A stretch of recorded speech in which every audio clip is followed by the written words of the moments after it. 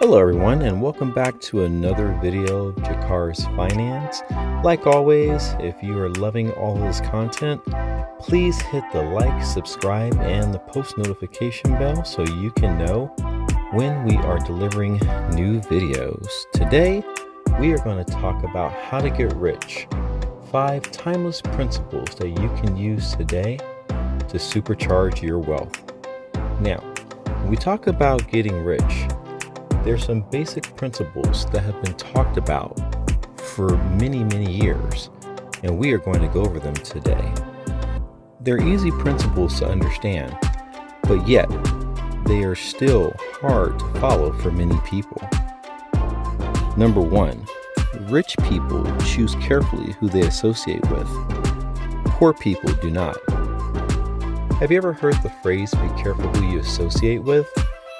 There's a good reason for that, because who you associate with will lead you on a path or a direction in which you will go.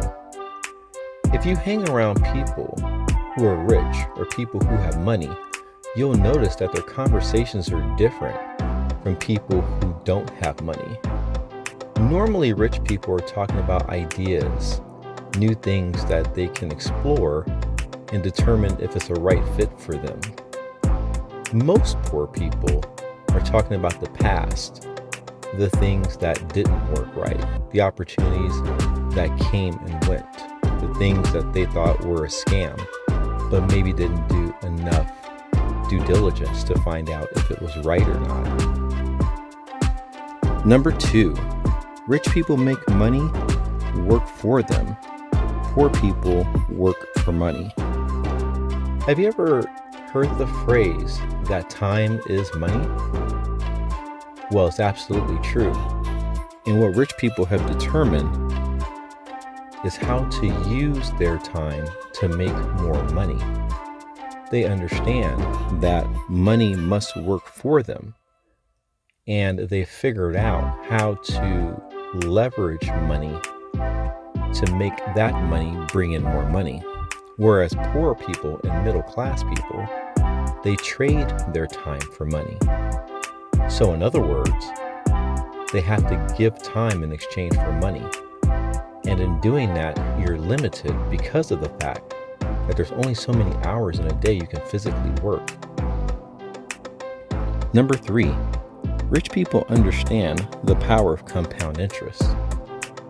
Kind of working off principle number 2, compound interest is known as the 8th wonder of the world. At least that's what we hear some people say. But it is a really big deal. And the reason is because with compound interest, you can invest an amount of money. And if you seek a return of a certain dollar amount and allow that dollar amount to be added to your original investment amount, it begins to grow on top of itself. Hence the term compound. Number 4, rich people find the opportunities in problems. Poor people only see the problems. One thing that is a common misconception is that most people think that rich people don't have problems. That is not true. Rich people have problems just like poor people. We as human beings, we all have problems.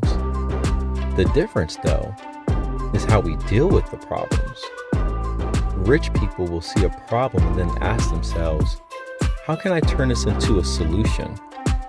What can I do to make this better? Poor people will spend too much time being stuck on the problem itself, asking questions such as, why did this happen to me? Instead of looking at it and saying, okay, this has happened to me, but what can I do to make it better? Or, if this happened to me, this has probably happened to other people. What if I'm able to find a solution to the problem? Then I can tell other people how to find the same solution to the same problem. And voila, now you have an opportunity to make money and help people at the same time. Number 5, rich people think limitless. Poor people see the limitations. This speaks again to a common issue and a common theme. Rich people will look at goals differently than poor or middle class people. Part of the reason that most poor or middle class people don't use goals is because it's hard for them to see how they can actually achieve the goal itself. If they were to say, for example, they want to start a business that's going to generate $1 million in sales, the first thing most poor or middle class people would think is, how can I generate that kind of money if I've never done it before? Whereas rich people, or rich-minded people for that matter, would say, okay, I want to create a business that generates $1 million in sales. What kind of products or services can I deliver to the marketplace that will generate those kind of sales? What they will also do is break it down into bite-sized, attainable goals. They would say to themselves, okay, I have a goal of $1 million in sales. Let me break it down into a certain number of months. For example, they can say, I want to generate $1 million in sales in 10 months. You divide the two numbers and you figure out that would generate $100,000 in sales per month. Then you take the $100,000 in sales and you divide it by how many weeks are in the month. Then you come up with another number, in this case being $25,000. So you say, okay, I need $25,000 in sales weekly. Now, what products or services will align with that objective? How many sales do I need to generate in a day?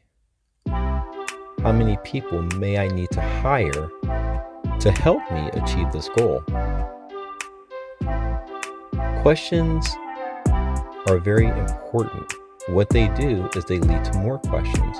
And what happens is you get more and more intelligent answers. But these are the basic principles that you'd want to examine and ask yourself, am I thinking more like a rich person, or am I thinking more like a middle class or poor person? And in either rate, you can always change your mindset. If you see yourself thinking like a middle class or poor person, you can immediately change your mindset, and what will eventually occur is that your actions will follow your new state of mind.